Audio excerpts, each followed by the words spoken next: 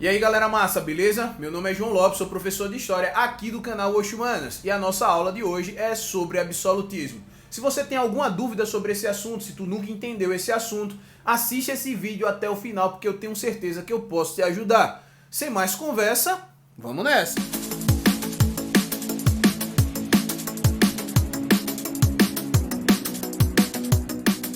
Nós estamos falando da transição da Idade Média para a Idade Moderna.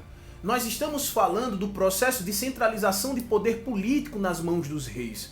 Nós estamos falando da decadência do feudalismo e do surgimento da fase pré-capitalista, ou do capitalismo mercantil, ou do mercantilismo. A gente precisa levar em consideração que a transição da Idade Média para a Idade Moderna é a transição do feudalismo para uma sociedade capitalista. Então nós estamos nessa fase de transição. Devido à decadência do feudalismo, do enfraquecimento da nobreza, das diversas revoltas populares, do surgimento e do fortalecimento da burguesia e de uma sociedade de mercado, tudo isso que vai acontecer durante o processo do renascimento comercial e urbano, tá? Tendo em vista também a crise do século XIV, que vai acelerar e vai aprofundar ainda mais todas essas transformações socioeconômicas, a gente vai perceber também transformações no campo político.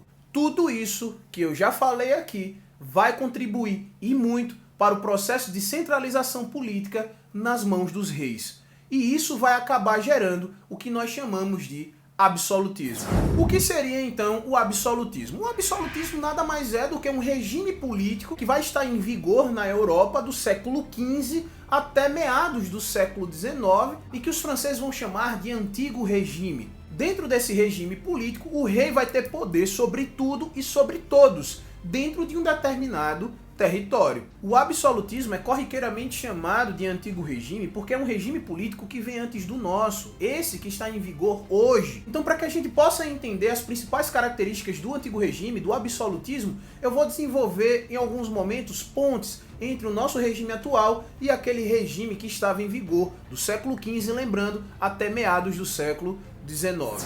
Bom, para que você entenda de uma vez por todas as características do absolutismo, eu preciso que você tenha em mente que hoje aqui no Brasil nós vivemos em um regime republicano e democrático, Nós temos aqui a tripartição dos poderes. Nós temos o poder executivo, o poder legislativo e o poder judiciário. Nós temos um grupo que julga, um grupo que executa e um grupo que legisla, ou seja, cria as regras. Nós escolhemos então os representantes desses três poderes. Na verdade, do poder executivo e do legislativo, do judiciário, que é um corpo um pouco mais técnico, a gente não escolhe. Só que a gente precisa entender que no Estado, tal como está estruturado hoje, nós temos um Estado e nós temos aquelas pessoas que nós elegemos para poder compor o governo. Ou seja, atualmente nós temos uma separação entre Estado e governo. Governos são aqueles que vão gerir a máquina, a estrutura do Estado, a instituição que nós chamamos de Estado. Beleza? Então, Estado, ele é perene, ele é contínuo. E os governos a gente elege,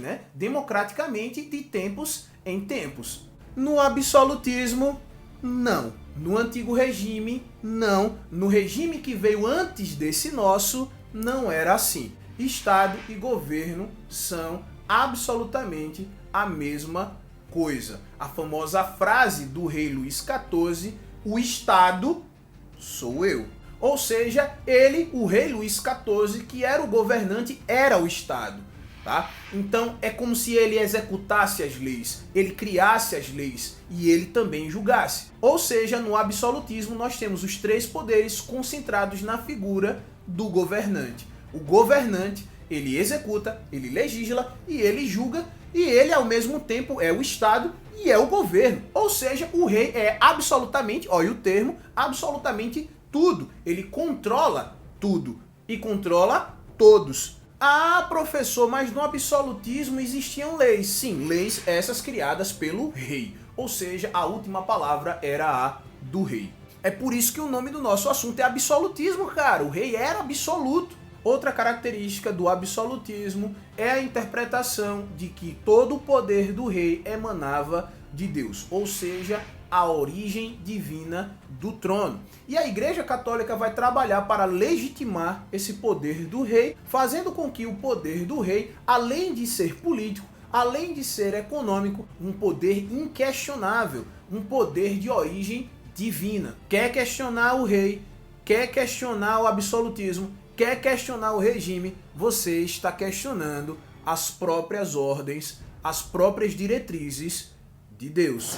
O rei, enquanto soberano, ele vai ser responsável pela centralização política, administrativa, burocrática, do Estado moderno. Ele vai ser responsável pelo investimento em infraestrutura, como a criação de portos, pontes, estradas. Ele também vai ser responsável pela defesa do território, com o exército unificado, com leis criadas por ele, ou seja, o estabelecimento de regras dentro do território que estava sob o seu domínio, criação de moeda, unificação de pesos e medidas, que vai contribuir muito para o processo de ascensão e de fortalecimento da burguesia. E em termos culturais, a gente vai acabar percebendo que os reis e a igreja, ao longo dos séculos, vão contribuir e muito para o processo de unificação cultural dentro do reino, de unificação identitária, a construção de um sentimento nacional mais para frente, com a instituição de um idioma, de uma religião oficial, a criação de mitos, de símbolos, que vão acabar de alguma maneira contribuindo para a invenção de algumas tradições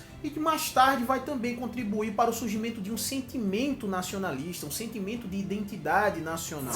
A sociedade do antigo regime, ela era dividida em 3 estamentos, em 3 status, em 3 estados: o clero, a nobreza e o terceiro estado, que era composto por uma alta burguesia, por uma baixa burguesia, por pobres urbanos, por camponeses, ou seja, pela massa populacional. Outra coisa que a gente vai acabar percebendo é que o terceiro estado paga imposto, ou seja, quem paga as contas do estado é o terceiro estado, enquanto o primeiro estado e o segundo estado, ou seja, a primeira camada social e a segunda camada social, ou seja, o clero e a nobreza, são isentos. A gente percebe no antigo regime uma nobreza parasitária, que vive ali em volta da corte, em volta do rei. Além do rei e além da igreja, alguns filósofos vão tentar provar por A mais B, com argumentos racionais e filosóficos, de que o rei não era importante. O rei ele era essencial. Nicolau Maquiavel, na sua obra O Príncipe, acaba criando um manual de instrução de como o rei ascende ao poder e como ele deveria se perpetuar no poder, criando algumas diretrizes que o rei deveria seguir para se fazer perene no poder, trazendo então uma estabilidade política para o reino, que traria consequentemente uma estabilidade econômica e social. Já para Hobbes, o homem seria essencialmente violento, O homem é o lobo do homem. Como Hobbes é um contratualista, ele vai desenvolver uma interpretação de como seria a vida do homem antes do contrato, antes da sociedade, o homem em seu estado natural.